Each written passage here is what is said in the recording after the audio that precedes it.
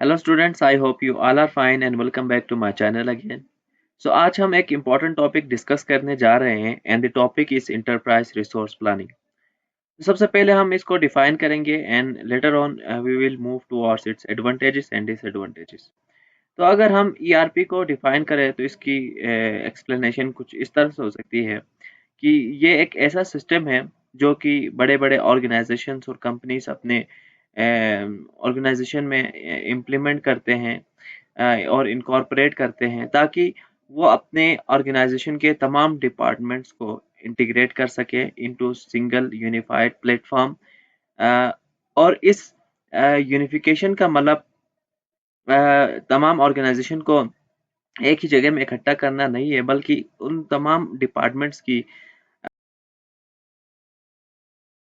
Information को एक जगह इकट्ठा करना है ताकि हम इन्फॉर्म डिसीजंस ले सके और ऑर्गेनाइजेशन को बेहतर तरीके से ले जा सके, उसके तमाम प्रोसेसेस को, एक्टिविटीज़ को स्ट्रीमलाइन कर सके और ऑप्टिमाइज कर सके ताकि हम ऑर्गेनाइजेशन की प्रॉफिटेबिलिटी को इंक्रीज कर सके। तो शायद आपके जहन में ये जो एक्सप्लेनेशन मैंने की है ऊपर-ऊपर से गुजरी होगी।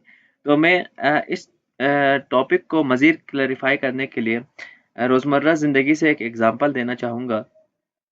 लेट्स सपोज़ आप एक इंटरमीडिएट लेवल के स्टूडेंट हैं और आप कुछ अरसे बाद एग्ज़ाम्स देने जा रहे हैं। तो आपको जैसा कि मालूम है कि इंटरमीडिएट एग्ज़ामिनेशन में 6 सब्जेक्ट्स होते हैं। तो अगर आप चाहते हैं कि आप अच्छे मार्क्स स्कोर कर ले एग्ज़ाम में, तो आप क्या करेंगे, आप एक रूटीन सेट करेंगे और उसमें देखेंगे कि आपकी तैयारी किस तरह से है, किस सब्जेक्ट में आपकी वीकनेसेस हैं और उम, उसी हिसाब से आप अपना स्केड्यूल बनाएँगे और तैयारी शुरू करेंगे। यानी कि हर सब्जेक्ट को इक्वली टाइम देंगे, इक्वल कंसंट्रेशन देंगे, तब ही जाकर आप अच्छे मार्क्स स्कोर कर सकेंगे। ये तो नहीं हो सकता कि आप सिर्फ एक ही सब्जेक्ट पर फॉर एग्जांपल इंग्लिश पर फोकस करें और बाकी सब्जेक्ट्स को ऐसे ही छोड़ दें। तो ये हो सकता है कि इंग्लिश सब्जेक्ट में आप फुल मार्क्स ले लें, लेकिन बाकी सब्जेक्ट्स में आप मार खाएँगे और आपके मार्क्स ओवरऑल कम होंगे, ओवरऑल एग्रीगेट आपका कम होगा। तो इस एग्ज़ाम्पल को यहाँ आप तक समझाने का मकसद ये है कि एंटरप्राइज़ रिसोर्स प्लानिंग असल में तमाम ऑर्गेनाइजेशन के डिपार्टमेंट्स को यूनिफाइड करता है इनटू सिंगल प्लेटफॉर्म, जहां पर उसकी इंफॉर्मेशन को इकट्ठा करता है। तो ऑर्गेनाइजेशन के डिपार्टमेंट्स एक दूसरे की इंफॉर्मेशन से मीन्स एक दूसरे के डिपार्टमेंट्स के और इंफॉर्मेशन से पहले से आगाह रहते हैं और उस इंफॉर्मेशन के मुताबिक वो डिसीजंस लेते हैं ताकि ऑर्गेनाइजेशन की एक्टिविटीज को और प्रोसेसेस को स्ट्रीमलाइन कर सके। अब इस चीज को मजीद क्लेरिफाई करने के लिए मैं अब आपको इंटरप्राइज रिसोर्स प्लानिंग की एक एग्जांपल के जरिए समझाने की कोशिश करूंगा। लेट्स सपोज आपका सेल डिपार्टमेंट के पास कस्टमर्स की बहुत ज़्यादा डिमांड्स आ रही है। ओके, ये एक डिपार्टमेंट है किसी भी ऑर्गेनाइजेशन का, सेल डिपार्टमेंट। और तो सेल डिपार्टमेंट के पास अगर पहले से ही प्रोडक्ट्स अवेलेबल है, फिनिश प्रोडक्ट्स अवेलेबल है, तो वो उन्हें डायरेक्टली अवेलेबल कर लेगा टू कस्टमर्स। अगर उसके पास ना हो तो वो उस इंफॉर्मेशन को कम्युनिकेट करेगा टू प्रोडक्शन डिपार्टमेंट और प्रोडक्शन डिपार्टमेंट उसे तैयार करके देगा। और अगर प्रोडक्शन डिपार्टमेंट के पास भी तैयार नहीं है, अगर रॉ मटेरियल पहले से मौजूद नहीं है, तो वो इन्वेंटरी डिपार्टमेंट को कम्युनिकेट करेगा और इन्वेंटरी डिपार्टमेंट सप्लायर से कम्युनिकेशन के बाद उन रॉ मटेरियल्स को प्रोडक्शन डिपार्टमेंट तक पहुंचाने में मदद देगा। तो इस तरह से आप समझ सकते हैं कि कैसे ईआरपी काम करता है। यानी कि एक तमाम डिपार्टमेंट्स को किसी भी ऑर्गेनाइजेशन के उनको इकट्ठा करता है, उनकी इंफॉर्मेशन को एक ही जगह पर इकट्ठा करता है, जिससे सेल डिपार्टमेंट में मौजूद एक मैनेजर ये पता लगा सकता है कि आया कि ये फिनिश प्रोडक्ट्स उनके पास मौजूद है या नहीं है, या अगर उन्हें मज़ीद प्रोडक्ट्स तैयार करवाने हैं, तो वो देखेगा कि प्रोडक्शन डिपार्टमेंट के पास रॉ मटेरियल पहले से मौजूद है या नहीं है, तो उस हिसाब से वो डिसीजंस ले सकेंगे। तो उम्मीद करता हूँ आपको एंटरप्राइज रिसोर्स प्लानिंग अच्छे से समझ आया होगा। अब हम मूव करते हैं इसके एडवांटेजेस की तरफ, और फिर उसके बाद हम इसके डिसएडवांटेजेस की तरफ मूव करेंगे। तो एडवांटेजेस में सबसे पहला एडवांटेज है इंटीग्रेशन। जैसा कि मैंने आपको ऑलरेडी बताया है कि ऑर्गेनाइजेशन के डिपार्टमेंट्स को इंटीग्रेट करने के लिए ईआरपी एक कमाल का सिस्टम है, जिससे हम तमाम डिपार्टमेंट्स की इंफॉर्मेशन को एक जगह इकट्ठा कर सकते हैं और वहाँ से रियल टाइम क्रिटिकल इंफॉर्मेशन को एक्सेस कर सकते हैं, और उसी बेसिस पर हम अच्छे और इन्फॉर्म्ड डिसीजंस ले सकते हैं। इसके बाद इसका दूसरा एडवांटेज है, हम ऑर्गेनाइजेशन की ओवरऑल एफिशिएंसी को इम्प्रूव कर सकते हैं। एफिशिएंसी से मुराद हम इसकी आउटपुट को, हम प्रॉफिटेबिलिटी को इंक्रीज कर सकते हैं। वो कैसे? तो मैंने आपको अभी ही बताया कि जैसे कि सेल डिपार्टमेंट में मौजूद एक मैनेजर ये इंफॉर्मेशन ले सकता है थ्रू ईआरपी कि प्रोडक्शन डिपार्टमेंट के पास पहले से रॉ मटेरियल मौजूद है या नहीं है। अगर नहीं हो तो टाइम ज़्यादा लगेगा, तो उस हिसाब से वो अपने आप को अलाइन कर लेगा, उस हिसाब से वो अपने आप को एडॉप्ट कर लेगा। ठीक है?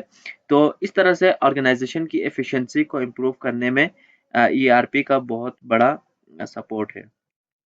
Now let's move toward the third benefit, and the third benefit of it is better decision making. ये भी मैंने आपको बताया कि कैसे ईआरपी अच्छे डिसीजंस लेने में मदद दे रहा था। जैसे कि एक सेल डिपार्टमेंट में मौजूद एक मैनेजर अच्छे डिसीजंस ले सकता है according to the availability of raw material. Okay. और इसी तरह एक इन्वेंट्री डिपार्टमेंट में मौजूद एक शख्स भी, एक इन्वेंट्री डिपार्टमेंट में मौजूद एक मैनेजर भी अच्छे डिसीजन ले सकता है। जो ही उसे पता चलेगा कि कस्टमर्स की डिमांड आ रही है, वो जल्दी से सप्लायर के साथ कम्युनिकेशन करेगा और सप्लायर से रॉ मटेरियल खरीद कर प्रोडक्शन डिपार्टमेंट को देगा, ताकि बहुत जल्दी और लीड टाइम में, और कम ही लीड टाइम्स में अपने प्रोडक्ट्स को कस्टमर्स तक पहुंचा सके और कस्टमर की नीड को सेटिस्फाई कर सके।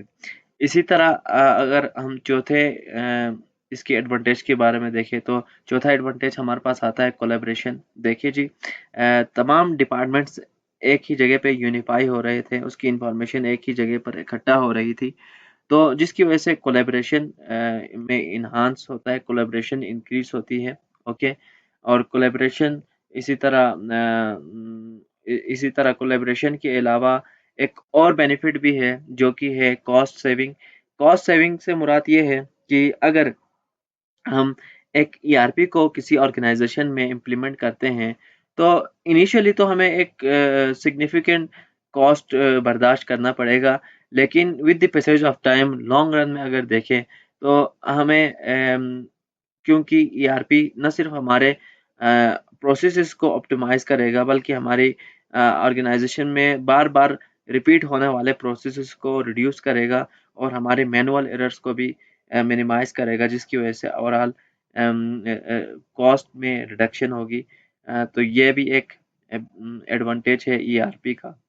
इसी तरह हमारे ऑर्गेनाइजेशन के बहुत सारे रूल्स रेगुलेशंस एंड पॉलिसीज होती है, उनको उनके अकॉर्डिंग चलने में भी ईआरपी मदद देता है, क्योंकि उसके अंदर एक ऐसी फीचर्स पहले से मौजूद होती हैं जो कि ईआरपी को यूज़ करने वाले स्किलफुल एम्प्लॉयज़ को ये बताते हैं और ये वार्न करते हैं कि अगर किसी किस्म की कंप्लायंस से डिविएशन आ रही है, तो वो उनको वार्न करेंगे और वो दोबारा से कंप्लायंसेस को ट्रैक पर लाने में मदद देंगे ईआरपी के ज़रिए। तो ये तो थे वो एडवांटेजेस जो कि हमें ईआरपी दे रहा था। अब हम मूव करते हैं डिसएडवांटेजेस की तरफ। तो डिसएडवांटेजेस में सबसे पहला आता है हाई इम्प्लीमेंटेशन कॉस्ट। जैसे कि मैंने आपको पहले बताया कि एक ईआरपी को किसी भी ऑर्गेनाइजेशन में इंस्टॉल करने में इनिशियली बहुत ज़्यादा कॉस्ट लगती है, लेकिन लॉन्ग रन में अगर देखें तो उसके प्रॉफिट्स ज़्यादा है, उसके बेनिफिट्स ज़्यादा हैं। ठीक है? तो इनिशियली एक हाई इन्वेस्टमेंट हमें झेलनी पड़ेगी, बर्दाश्त करना पड़ेगा। और इसके अलावा हमारे पास कॉम्प्लेक्सिटी आता है, यानी कि अगर हम किसी कोई ईआरपी हमारे ऑर्गेनाइजेशन में लगाएंगे, तो उसको चलाने के लिए भी एक स्किलफुल एम्प्लॉय होना चाहिए, एक एक्सपर्ट होना चाहिए, ताकि वो उसको ख़राब होने पर रिपेयर भी कर सके और उसे प्रॉपर तरीके से चला सके। तो ये भी एक इसका डिसएडवांटेज है। और इसी तरह रेजिस्टेंस टू चेंज, ये थर्ड डिसएडवांटेज है। अब ईआरपी को इम्प्लीमेंट करने की वजह से एम्प्लॉयज़ को with the passage of time adaptation करनी पड़ती है, एंड उसे उन्हें बहुत सारे स्किल्स सीखने पड़ते हैं, उन्हें ट्रेनिंग प्रोग्राम्स करने पड़ते हैं, जिसकी वजह से एम्प्लॉयज़ का मोरल डाउन होता है। तो ये भी एक डिसएडवांटेज कंसिडर किया जा सकता है। इसी तरह एक और डिसएडवांटेज भी है, जो कि यहाँ पे शायद मेंशन ना हो, लेकिन मैं आपको फिर भी वर्बली बताता हूँ, and that is heavy reliance on technology.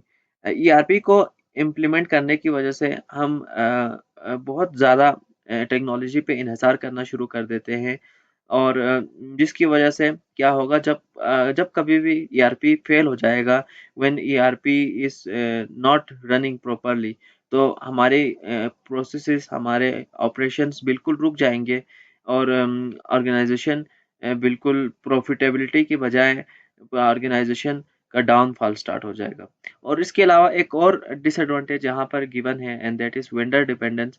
बिल्कुल हम वेंडर्स पर, सेलर्स पर डिपेंडेंट हो जाते हैं, क्योंकि अगर हमारे ऑर्गेनाइजेशन में अगर कोई एक्सपर्ट पहले से मौजूद ना हो, या अगर कोई स्किलफुल पर्सन जो कि ईआरपी में एक्सपर्ट हो, जिसके पास ईआरपी को यूज़ करने की एक्सपर्टीज ना हो, अगर एक्सपर्टीज हो, ऐसा अगर कोई शख्स हमारे पास मौजूद ना हो, तो हम वेंडर्स पर टोटली डिपेंडेंट हो जाएंगे for its support, for the maintenance, and for the update of the ERP system.